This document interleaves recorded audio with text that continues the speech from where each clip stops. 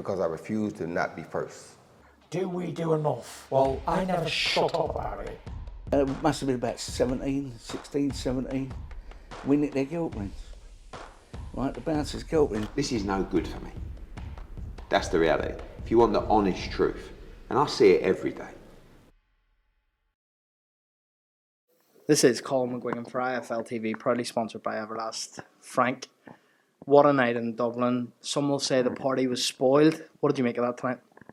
Unbelievable night. Lived up to everything that we said it would do. You know, we said it was going to be one of the best atmospheres, events we've put together, one of the best fights, because you had the two best fighting each other, and it was. And spoiled in some way to the fans in there, but at the same time, you know, it was a very close fight. You know, you can't argue with the decision. Obviously, the fans were mostly Irish, so I wanted Casey to win, understandably. But unbelievable event, and you know, can't wait to do it again. There were some comments online. First off, being Sorry, mate, I'm doing this. first off, being Clarissa Shields said she had it really wide to Katie Taylor. A lot of people seem to be saying that online, and then there's obviously the different comments because it was so close. Does the rematch happen? I know there's a clause there, but you think that they'll take that? Yeah, I think so. I mean, you know, Katie's career has always been about legacy. Chantel wanted the toughest test. She always wanted to fight Katie Taylor. She never thought it would happen. And I think both of them, that's the kind of people they are. They're not looking for easy way out. Katie could have come to Dublin for her first fight ever and fought me or you. And although it wouldn't have been very competitive, it would have sold the same amount of tickets and would have created the same atmosphere. So, you know, I do feel that's what she'll want. But you know, we have to wait and see. But you know, looking at tonight, unbelievable show. Do you think that rematch happens again in the 3 Arena? Does Chantel Cameron get maybe her homecoming fight back in England, or maybe will we look at Croke Park? Croke Park would be lovely. I think more likely 3 Arena again.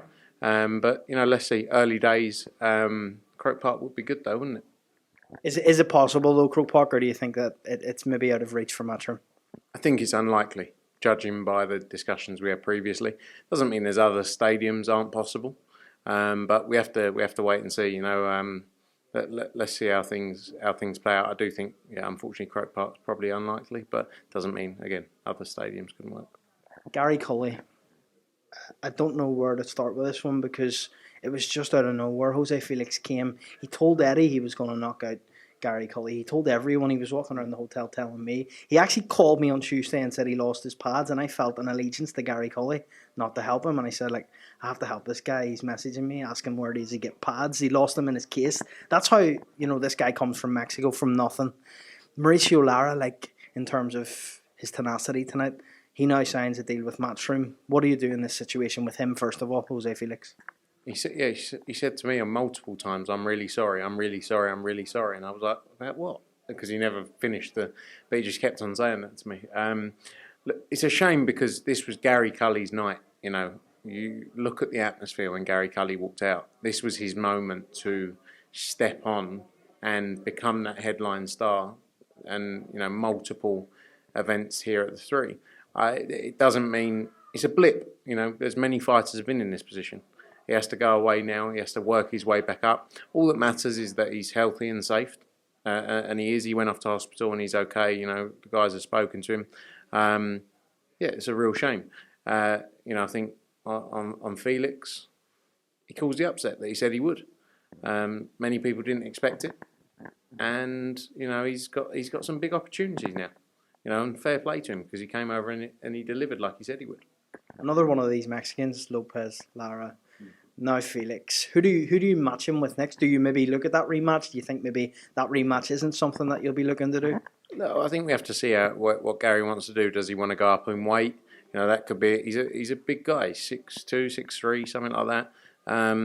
Although it may not, he may say it's not hard to make the weight. You know, that probably plays a part of it in a stoppage like that. But you know, I think let's see. Early days again with that one. We have to see how things play out and you know, make a decision from there. But you know, our focus will be to build him back up. He's still got a long career. He's a young guy, and still got so much potential. Haney Loma's on tonight. Devin Haney is reportedly out of contract after this fight. Have you spoken to him yet? Will you speak to him after this fight? Is he a sign-in that you want at Matchroom for your USA stable? I texted him, I said good luck. He said thanks Frank the Bank. You know, we worked with him for a long time. I got to get on very well with him, you know, since he was, 20 years old or something like that. Did 5, 6, 7 fights with him, something like that. And he's a great guy, and he's done so well. You know, look at what he's done. It's a tough fight. Lomachenko's a brilliant fighter. We all know that. And you know, again, the weight does he find it hard? You know, he looks like we've seen the way he looks at the weigh-ins. Maybe this could be his last fight at that weight. I think Devin wins personally, and look, everyone would love to work with Devin Haney. You know, all promoters, I'm sure. Alicia Baumgardner gets her homecoming. July 15th in Detroit. Montana Love, Richardson Hitchens on that undercard. Andy Cruz's debut. How big of a card is that for Matchroom and going to a new city in the US? Yeah, great card. You know, Masonic Temple, brilliant venue. It's going to be packed out on July 15th. Alicia Baumgardner, as you say, she gets an opportunity to avenge that sole defeat of hers against Lina Datu. You know, so that's a brilliant main event. Love against Hitchens, unbelievable fight. That could very much headline a card in its own right. Andy Cruz, professional debut. Everyone knows how excited we are about what he's going to bring to the professional ranks. Some other fights as well. I think Mark Castro is going to go on there. Looks like Suleiman Sissoko as well will be on that card. So stacked card top to bottom, and another great show, and good to get that up and running and announced on the schedule. I've been told to get 2 impressions out of you before I let you go. I'm not going to tell you who told me to get these. Someone at Matchroom, has told me to get these 2 impressions from you. First one, Leonard Ellerby. And actually, guess who the person at Matchroom was first?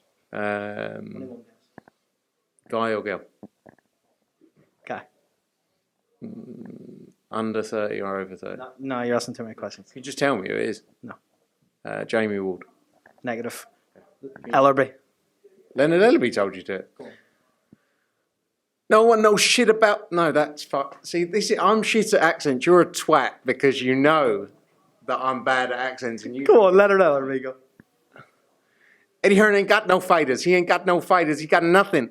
You know, I'm Leonard Ellerby. Look at me with my beard. I'm better at saying what he's going to say, not in his voice. What's the other one? Conor McGregor. Katie fucking No, he sounds American. He doesn't even sound Irish. Regroup. Take a second, regroup, and go for this one. Apparently you're very good at it, they told me. Who the fuck is that guy? That's about it, mate. It doesn't even sound like Conor McGregor. It sounds like an Irish guy. Frank Smith, over and out. Thank you very much, mate. Thanks, mate.